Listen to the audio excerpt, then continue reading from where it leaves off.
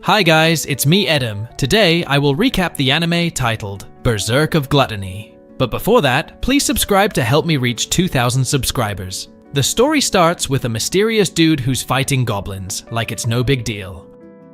Who is this guy?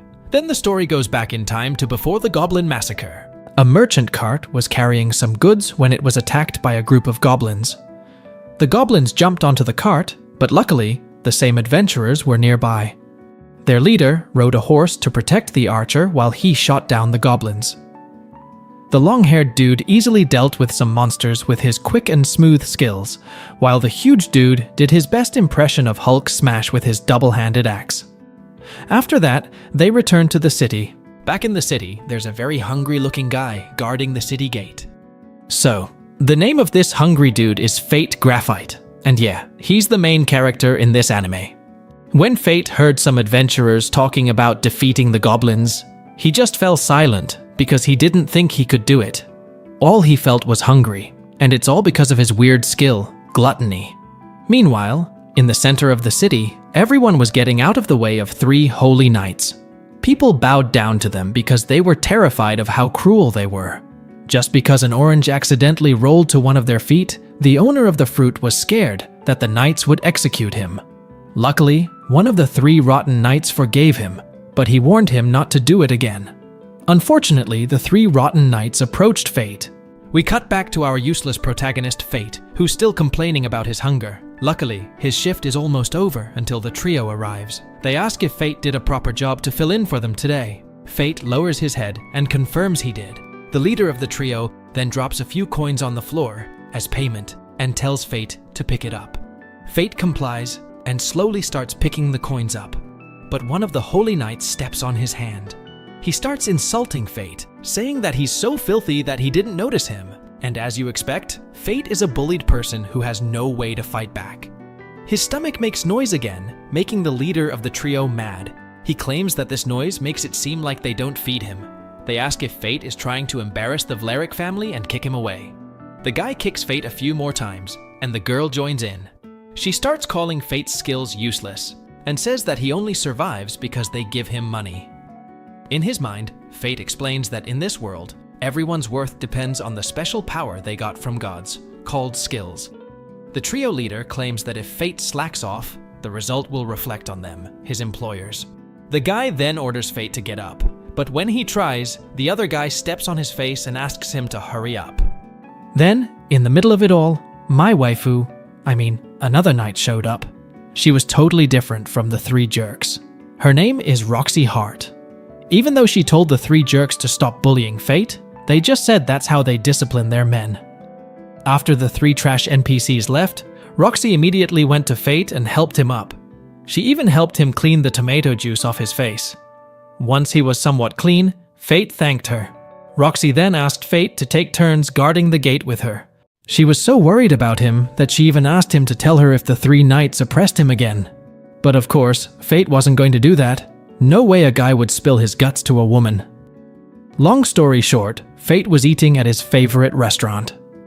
The bartender there knew Fate had been bullied again, and he was worried that Fate would end up like the other guys who had the job before him. After leaving the restaurant, Fate was still hungry, even though he had just eaten. He wished he didn't have the gluttony skill, which was just a curse. He didn't want to be a holy knight, he just wanted to live a normal life. Not long after, Fate saw some thieves sneaking into the palace. He immediately told Roxy. She took off after them, leaving Fate in charge of the gate. When the fighting stopped, Fate thought Roxy had taken care of all the thieves. So, one of the thieves got away. Fate was terrified, and he started to run. But then he remembered Roxy had left him in charge, so he stopped and fought the thief. He was still scared, but he managed to beat the thief. Then, something weird happened. Fate's gluttony skill activated, and he suddenly gained the skills Identify and Telepathy. He was confused. A few minutes later, Roxy came running. She was worried about Fate. Fate was surprised because he could hear Roxy's thoughts. Roxy wanted to report the incident to her superiors, but Fate asked her not to mention his name. He didn't want to get in trouble. Roxy was still grateful to Fate, so she offered him a job working for the Hart family. She also offered to help him deal with his problems with Vlariks. Fate was torn. He didn't know if he wanted to work with the 3 trash knights or with the beautiful Roxy, but he was worried about who would replace him if he left. Roxy assured Fate that Holy Knight would take over his job, and she would handle everything with Vlerix. In the end, Fate decided to work for Roxy. Fate was stoked to see his stats had shot up to 3 digits, and he had 2 new skills, Identify and Telepathy. He was baffled about what was going on with his body. He felt like with stats like that, he might actually be able to take on some monsters. The next day, Fate went to the market to buy a sword. He only had 2 silver coins though. He was so poor, it was tragic. The merchant said he couldn't buy a weapon with that.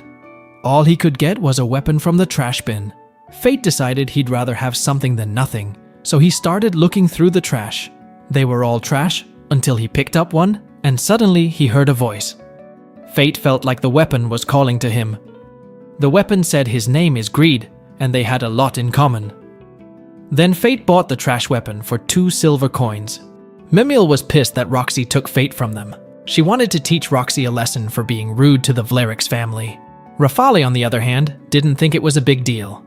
He said that Fate wasn't important to them. The Hearts and the Vlerix were 2 of the 5 great families that supported the kingdom.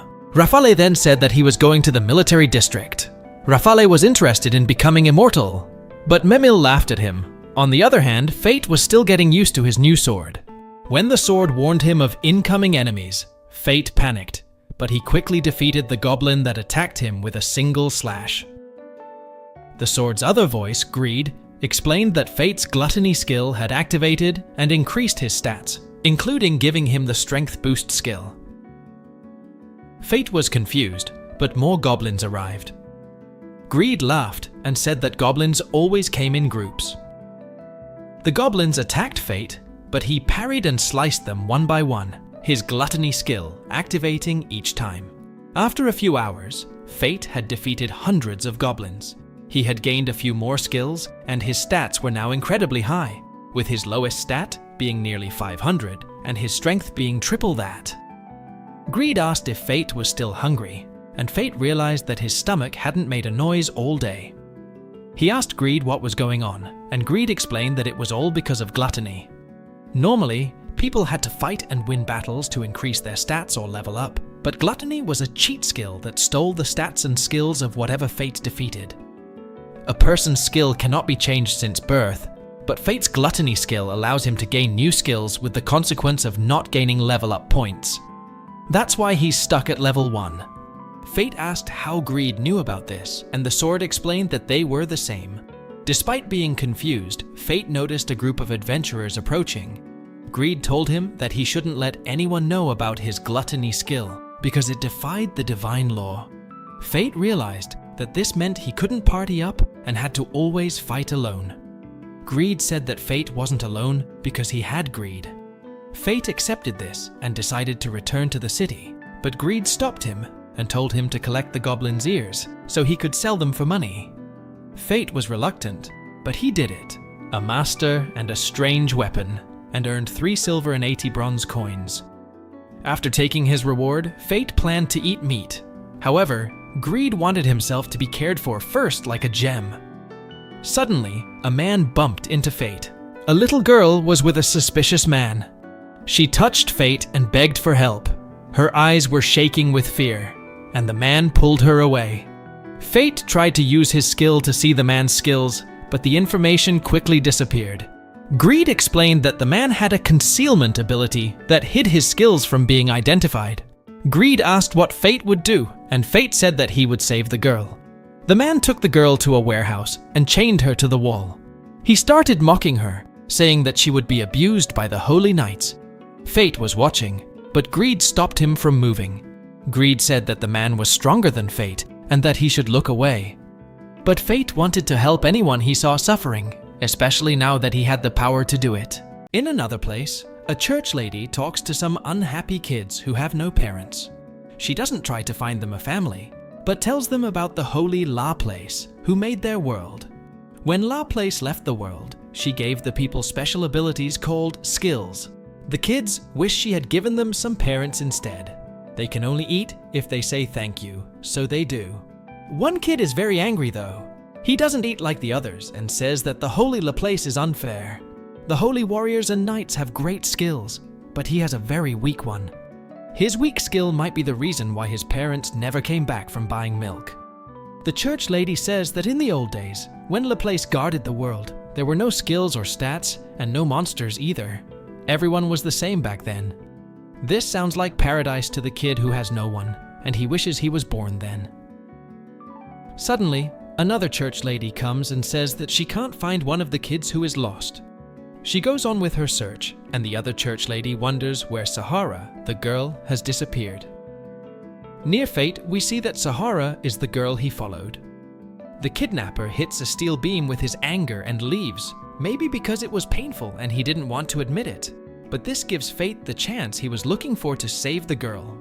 Sadly, the bad guy was right there and mocks Fate for being like all the other stupid heroes who fight him for some wrong idea of justice. The evil man says that Fate has no hope of beating him, especially while guarding the girl. Fate wants to get her to a safe place, but he doesn't know where that is. Luckily, Greed has a plan and tells Fate to move back. The bad guy with the bandana thinks Fate is weaker than him, so Greed thinks they can use his arrogance. The bad guy chases them and says that if he kills Fate in front of the girl, she will always obey him. Greed can somehow feel the man and tells Fate to knock down some boxes and face the man. Greed gets worried when the man uses his skill with sharp edges and tells Fate to just hit him with his sword. Fate does that and uses Greed to cut through everything it touches. Fate asks the bandana man, who was the holy knight who told him to kidnap the girl. The man won't tell Fate, so Fate uses some old-fashioned torture. The man can't stand the pain anymore and says that it was Hado. A short scene shows how wicked Hado is as he uses orphans for his shooting practice. Fate saves the girl though and finds that she is hungry. They say their names and go to eat. The girl seems like she has never eaten before as she tries to bite food that is very hot, and Fate tells her to be careful. Sahara cries as she has never had meat before, so Fate gives her his too. Later, Fate takes her to the orphanage and is surprised when someone thanks him for the first time ever. Fate says that he has a weak skill like she does, and it only makes him hungry. Even though Fate hated his life just yesterday, he thinks he has become some kind of mentor and gives Sahara some advice. He says that no matter how bad things are, if you can laugh at them, one day you will be happy. His father said these words to him. He didn't get it then, but his father's words helped him get this far. The guru says that this is why he wants Sahara to live too, and he leaves. A quick look at his stats shows that Fate is growing fast, and Greed praises him for learning his first skill with the sword, the sharp edge technique. This is important because with sword skills, he can use tech arts, which are like secret moves. This one lets Fate attack twice in one hit. That's the sharp edge technique that the bandana man was going to use. So Fate would have been in big trouble if he did. Greed says Fate is a hero, but Fate says he isn't, and he wouldn't have taken the risk if he knew about the sharp edge attack. Greed says that the truth is, battles depend on luck sometimes. There is no sure thing that the stronger one will always win. So Fate thinks that he was lucky this time. Fate tells himself that he wants to be stronger, strong enough to win without luck. Then Greed reminds him that he has to work for the hearts the next day, and Fate cries as he remembers that he didn't buy any clothes. In a bar, a man says that Sir Mason was killed by a divine dragon. He doesn't know what will happen to the Hart family, but Roxy might take his place. But Mr. Mason was the one who kept the Holy Knights from going crazy, and the old man doubts that even Lady Roxy can control them. The drunk asks about Fate, and the bartender says that he used to come here every day after work. The next day, Fate is amazed by the Knights district. The Hart estate is amazing too, and Roxy comes to meet him. Fate is shocked by how she looks, and she says he looks good too. After that awkward moment, Roxy makes another one by showing Fate her dead father. She says he died 5 days ago by a divine dragon in Galia. Fate thinks about how Galia is a land full of monsters. One of the Holy Knight's jobs is to stop them. Roxy says that it was the Hart family's turn this year. It was a hard job, but not one that should have killed him. But a divine dragon that had not left its nest for over 1,000 years wiped out her father's whole team. Fate can't believe that Roxy looked after him these past few days, even though she was grieving for her father. She doesn't want him to be sad though. She is the leader of the house now, and wants them to work together to make it a happy place. They try to shake hands, but Fate knows that it will make him read her mind, so he points at someone else. Haru is the main maid, and she asks Fate to act like a proper servant of the Hart family. Fate says yes, but he forgets that as he eats food like he's getting ready for a long sleep. He didn't tell anyone. A week later, Fate works so hard that the other servants tell him to rest. They think he is weird because they always see him talking to his sword, and he was trembling when he ate meat. Fate's stomach makes a loud noise in front of them, and they are shocked because they just ate. Fate is called to see Roxy, but his stomach keeps making noise and he doesn't know why. Roxy tries to talk to him, but Fate can only think about how he is getting hungrier and hungrier. He is afraid he will lose control, but Roxy stops him. They talk about their dead fathers, since Fate's father died in a monster hunt too. Roxy calls Fate family, but he wants to be more than that. Before he can say it though, she says no, and even more surprisingly, Fate starts to fall asleep. Later, Fate wakes up in his room with a note from Roxy telling him to take the day off. Fate asks Greed what is wrong with him, since his hunger has never been this bad, and he can't keep himself together. Greed says that once the gluttony skill eats souls, it won't stop. The more Fate eats, the stronger he will get and the more he will want. Fate is meant to look for souls to eat until the day he dies. Fate asks what will happen if he doesn't eat, and is scared to hear that he will die of hunger or lose his mind and start attacking anyone near him. Fate can't accept that, as it makes him seem like a beast. Greed gives him some advice though. He tells Fate that his eyes will turn red when his hunger is almost full. Greed says that Fate's life has changed forever, and he can't go back now. Fate goes outside and sees some people.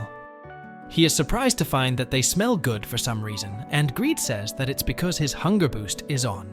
His red eyes show that, and it's a short power that lets him use the gluttony skill better. During this time, Fate will see better in the dark, find prey by smell, and weaker prey will be afraid and frozen. This makes sense as they leave the kingdom and see some goblins who are scared. Fate is not the same person he was before as he kills them all.